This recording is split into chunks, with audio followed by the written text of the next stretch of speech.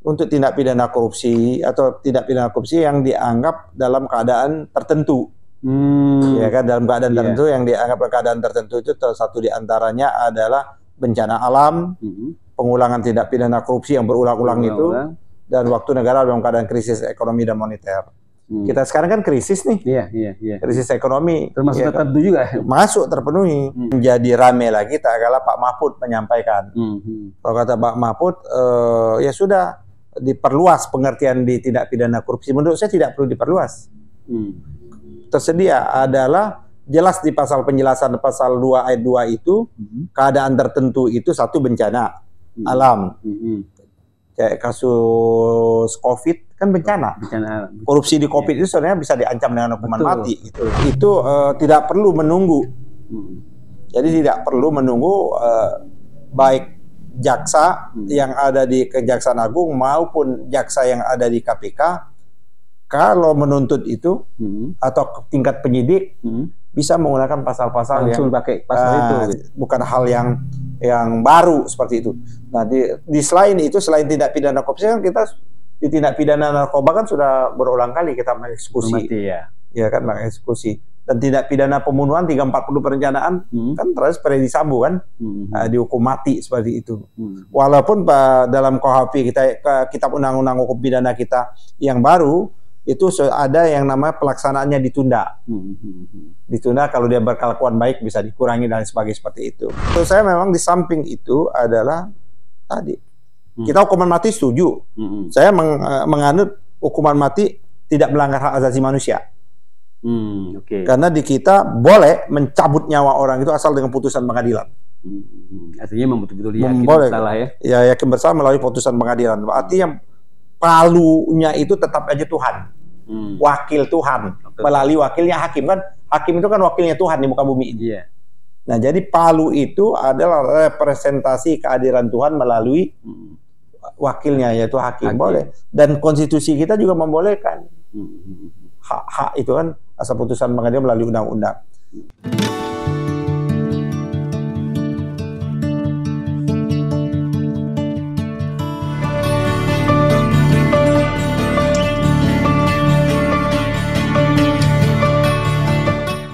Assalamualaikum warahmatullahi wabarakatuh. Pemirsa Masyumi TV dan Ahmad Yani Channel yang saya hormati, kita ketemu lagi pada hari ini, sore ini, dengan Ketua Umum Partai Masyumi, Bapak Ahmad Yani. Ada beberapa hal yang kelihatannya menarik kita akan bahas. Satu diantaranya yang kita akan bahas segera ini adalah tentang hukuman mati. Jadi heboh lagi nih kita tentang hukuman mati bagi koruptor. Saya terus terang saja, mungkin kita semuanya kadang-kadang antipati sekali dengan yang namanya RRC, Republik Rakyat Cina.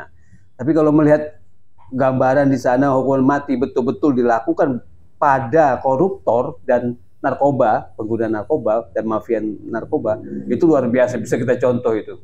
Artinya hukuman mati betul-betul dilakukan bagi para koruptor. Nah, bagaimana sikap kita ini, Partai Masyumi, dan juga teman-teman sekalian perlu mendengar tentang ini dari Pak Ketua Umum kaitannya dengan usulan atau mungkin pembicaraan dari Pak Mahfud MD terkait dengan hukuman mati bagi koruptor ini. Silakan Pak Ketum. Bismillahirrahmanirrahim. Assalamualaikum warahmatullahi wabarakatuh. Ketemu lagi kita, sahabat saudara-saudaraku dari Sabang sampai Maroke. Dan saya ingin juga khusus menyapa kawan-kawan yang ada di Amerika. Sekarang Amerika lagi rame Pak Erik. Ya, soal Donald Trump diadili. Oh iya, ya, itu banyak sekali kasusnya kan. Donald Trump itu ya, Donald Trump lagi diadili. Pasti sibuk kawan-kawan kita. Dan kawan-kawan kita yang ada di Eropa, ada di Belanda, di Leiden, ya kan, ada di Amsterdam, ada di Swedia, terus seperti Perancis ya, terus Swedia ya, kawan-kawan Swedia. Terus kawan-kawan kita di kawasan Asia lah, di Hong Kong, di ASEAN, di Brunei nonton terus tuh. Iya, rajin. Rajin kawan-kawan Brunei, terus kawan-kawan di Kuala Lumpur, dan yang lagi di Mekah, di daerah Arab, Timur Tengah, itu rajin ya, selalu memberikan saran dan usul. Terima kasih saran-sarannya. Tentu saran-saran yang mereka lakukan untuk perbaikan di kita ya, Partai Masyumi TV. Dan sekaligus juga Ahmad Yani Channel, baik dari segi kuantitas maupun kualitas kita akan semakin baik. Memang kita tahap demi tahap ingin memperbaiki ini, Pak Eri. Sekali lagi saya menyapa kawan-kawan semua. Yang kedua juga adalah ini isu sesungguhnya ini secara norma hukuman mati untuk para koruptor ini atau para tindak pidana korupsi ini sudah ada di undang-undang kita. Di undang-undang tindak pidana korupsi itu sudah diatur di Undang-Undang Nomor 31 tahun 1999 itu diatur. Sudah ada ya. Tindak pidana mati itu hukuman mati, bukan tindak pidana, hukuman mati. Tapi memang tidak secara menyeluruh dengan pasal klausul seperti itu. Untuk tindak pidana korupsi atau tindak pidana korupsi yang dianggap dalam keadaan tertentu. Ya kan, dalam keadaan tertentu yang dianggap keadaan tertentu itu salah satu diantaranya adalah bencana alam, pengulangan tindak pidana korupsi yang berulang-ulang itu, dan waktu negara dalam keadaan krisis ekonomi dan moneter. Kita sekarang kan krisis nih, krisis ekonomi. Termasuk tertentu juga. Masuk terpenuhi. Nah, jadi perangkat hukumnya tersedia. Tapi memang ini menjadi rame lagi tak kala Pak Mahfud menyampaikan. Kalau kata Pak Mahfud, ya sudah diperluas pengertian di tindak pidana korupsi. Menurut saya tidak perlu diperluas. Tersedia adalah jelas di pasal penjelasan pasal 2 ayat 2 itu keadaan tertentu itu satu bencana alam. Kayak kasus COVID kan bencana. Korupsi di COVID itu sebenarnya bisa diancam dengan hukuman mati gitu. Banyak sekali, bahkan pemerintah menggelontorkan untuk COVID itu dananya kan hampir 1.000 triliun kan, naik terus kan seperti itu. Dan itu kan belum ada pertanggungjawaban dan audit menyeluruh penggunaannya itu apa betul atau tidak seperti itu. Sehingga kan dulu pada waktu itu kan heboh kan, ada orang tarik-tarikan mayat di rumah sakit kan benar. Ya kan seperti itu Pak Eri. Karena semua orang mati di-COVID-kan kan. Karena itu kan ada biaya dan lain sebagainya. Nah, terus yang kedua adalah yang melakukan tindak pidana korupsi berulang kali. Ya, artinya berkali-kali. Berkali-kali. Yang itu juga yang dianggap bahwa perlu ada jeda itu kan. Contoh kalau anggota DPR yang melakukan tindak korupsi, dia habis masa waktunya dia nyalon lagi. Walaupun memang di Undang-Undang Pemilu tidak membatasi atau tidak melarang secara tegas ya di Undang-Undang Pemilu kita. Maka kecuali disebutkan secara tegas dalam putusan hak politiknya dicabut seperti itu. Nah itu bisa dia terulang kali, bisa dengan ancaman hukuman mati seperti itu. Yang keadaan krisis ekonomi dan moneter. Kalau sekarang kan kita krisis ekonomi, ya kan, walaupun pemerintah belum menyampaikan kan, utang kita semakin tinggi, ya kan, pendapatan pajak kita semakin rendah dan sebagainya. Bahkan mengambil uang itu dari sektor pajak seperti itu. Nah, jadi menurut saya itu tidak perlu menunggu. Jadi tidak perlu menunggu baik jaksa yang ada di Kejaksaan Agung maupun jaksa yang ada di KPK kalau menuntut itu atau tingkat penyidik bisa menggunakan pasal-pasal yang pakai pasal itu gitu. Seperti itu pasal. Berarti sudah tersedia lah norma perangkat hukumnya tersedia untuk hukuman, bukan hal yang baru seperti itu. Nah, di selain itu, selain tindak pidana korupsi kan kita di tindak pidana narkoba kan sudah berulang kali kita mengeksekusi, ya kan, mengeksekusi. Dan tindak pidana pembunuhan 340 perencanaan kan terus Freddy Sambo kan dihukum mati seperti itu. Walaupun dalam KUHP kita, kitab undang-undang hukum pidana kita yang baru itu ada yang namanya pelaksanaannya ditunda. Ditunda kalau dia berkelakuan baik bisa dikurangi dan sebagainya seperti itu. Itu di tindak pidana pembunuhan yang terkategori pasal 340. Narkoba, hukuman mati juga. Langsung ya. Terus teroris, hukuman mati juga. Artinya memang ini dari dulu ada dua aliran besar Pak Eri hukuman mati. Ada yang sama sekali menolak hukuman mati. Ada yang tetap juga hukuman mati itu masih boleh. Kan ada negara-negara memang dia tidak mengenal hukuman mati lagi.